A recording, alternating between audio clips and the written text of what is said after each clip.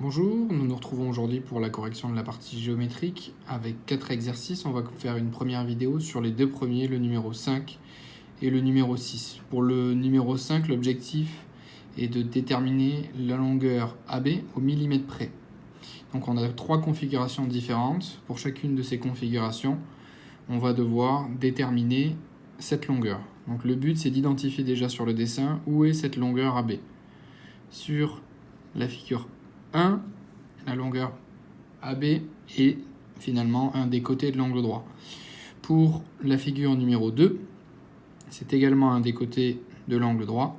Et enfin, pour la configuration numéro 3, la longueur AB n'est autre que le diamètre du cercle. Donc dans les deux premiers, on est sur une configuration triangle rectangle. Donc finalement, si on fait appel à nos théorèmes qu'on a vus depuis le début de l'année, nous avons en stock Pythagore et nous avons également les techniques de trigonométrie. Pour le premier, nous connaissons finalement deux côtés et nous cherchons le troisième. Celui que nous connaissons, c'est l'hypoténuse. Il vaut 12. Nous connaissons également le côté BC. Nous cherchons donc le troisième. Donc de manière assez brève, n'oubliez pas de rappeler l'hypothèse. ABC rectangle en B, ce qui nous permet d'appliquer la propriété de Pythagore qui affirme, et c'est là toujours pareil où il ne faut pas se tromper, que la somme des deux côtés adjacents à l'angle droit élevé au carré, c'est-à-dire BC au carré plus BA au carré, est égale à CA au carré. Celle qui nous intéresse, c'est BA, donc élevé au carré. Je fais passer le terme BC de l'autre côté. C'est égal à CA au carré moins CB au carré. Je peux passer à l'application numérique. CA au carré, c'est donc 12 au carré, moins 6 au carré. BA étant une longueur, elle est forcément positive. Ça veut dire qu'il n'y a qu'une seule solution à cette équation. Et cette solution, c'est racine de 108. Une valeur approchée au millimètre, c'est-à-dire un chiffre après la virgule. C'est donc 10,4 cm. Voilà pour le premier résultat. Le deuxième, maintenant, pour la figure numéro 2, nous cherchons AB et nous connaissons non pas cette fois-ci une deuxième longueur, encore que si, puisque c'est BC, mais il n'y a qu'une seule longueur qui est connue.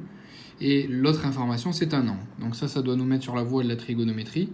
Vous vous souvenez de la manière de rédiger pour ce genre de technique. Je connais, je cherche. Donc là, en l'occurrence, je cherche AB.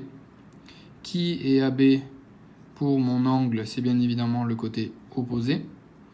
Je connais d'office H, l'hypoténuse. Ceci doit vous mettre sur la voie de sinus.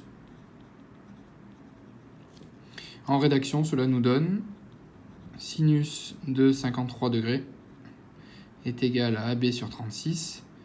Et un produit en croix immédiat nous donne que AB égale 36 fois sinus 53, dont une valeur approchée est égale à 28,7 cm. Et enfin pour la numéro 3, j'avais mis une petite aide ici. Périmètre d'un cercle en fonction de pi, formule abordée en CM2, reprise en 6e et les autres années du collège. La longueur d'un cercle, autrement appelé périmètre, c'est égal à pi fois le diamètre, ou 2 fois le rayon, c'est pareil. Le diamètre étant ici la longueur que l'on cherche, AB. Nous avons donc une petite équation qui apparaît, puisque la longueur c'est 154. Donc AB c'est 154 divisé par pi, dont une valeur approchée est 47,7 cm. Voilà pour ce premier exercice. Le deuxième, sans même lire l'énoncé, si on se concentre uniquement sur la configuration et sur la figure, on voit clairement une configuration de Thalès avec un couple de droites parallèles qui sont CD et EF. Alors regardons les questions. Vous voyez que j'ai quand même décortiqué le problème un peu avant d'entamer cette vidéo avec une chose qui est selon moi principale, c'est de noter les dimensions directement sur la figure. Donc une fois que ceci est fait, la question 1, c'est calculer la longueur CD, qui n'est autre que la longueur du haut-banc.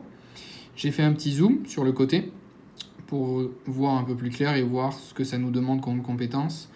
On revient à l'exercice 1, calcul d'une longueur dans un triangle rectangle, connaissant les deux autres. Pythagore nous donne directement, je vous passe l'hypothèse, le triangle CAD est rectangle en A, on trouve que CD c'est égal à racine de 76 au carré plus 154 au carré. Après calcul et arrondi cette fois-ci au mètre près, nous trouvons 172 mètres. Le numéro 2, calculer la mesure de l'angle CDA. Donc l'angle CDA ici présent. Même chose, j'ai refait un zoom pour y voir un peu plus clair, parce que sinon on a beaucoup d'informations. Donc l'angle CDA se calcule de la manière avec les techniques trigonométriques, puisqu'on cherche un angle et on connaît deux longueurs. Donc là, je connais pour notre angle son côté opposé et son côté adjacent. O et A nous mettent sur la voie de la tangente, ce qui nous donne tangente CDA égale 76 sur 154. Vous prenez l'arctangente si vous voulez la valeur exacte. Arctangente de 76 sur 154, c'est tout simplement notre valeur approchée de CDA. Si je souhaite arrondir au degré près, je donne la valeur 24 degrés. Voilà, j'espère que vous avez trouvé cela. N'hésitez pas, toujours pareil, à m'envoyer vos remarques et également peut-être une erreur ou un souci de rédaction.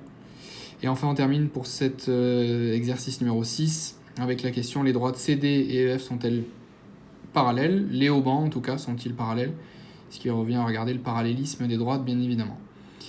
Alors, là, nous sommes dans une configuration de Thalès. Si je refais pareil, un petit dessin. J'ai le sommet A et j'ai le sommet E ici, C là. Et en bas, j'ai F et D. Donc, je vous dicte les hypothèses à l'oral. Le point E appartient au segment à la droite AC. Le point F appartient à la droite AD. Ils sont alignés dans le même ordre. A, E, C sont alignés dans le même ordre que A, F, D. Et les plus importantes que nous devons vérifier pour valider ou non le parallélisme, c'est l'égalité. Petit côté, grand côté. Donc là, j'ai commencé par la droite. Et pour la gauche, AE, petit côté, grand côté, AC. Vous remplacez par les valeurs numériques.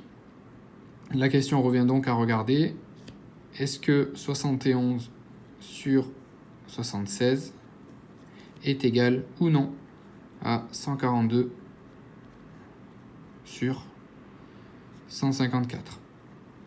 Alors là, attention, vous avez deux manières de vérifier cette égalité. Soit vous calculez l'écriture décimale, sauf que là, il y a un danger.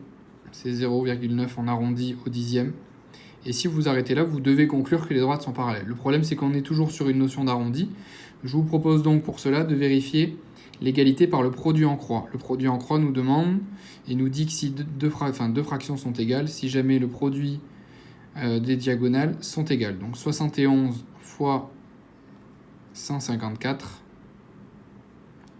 cela nous donne 10 934.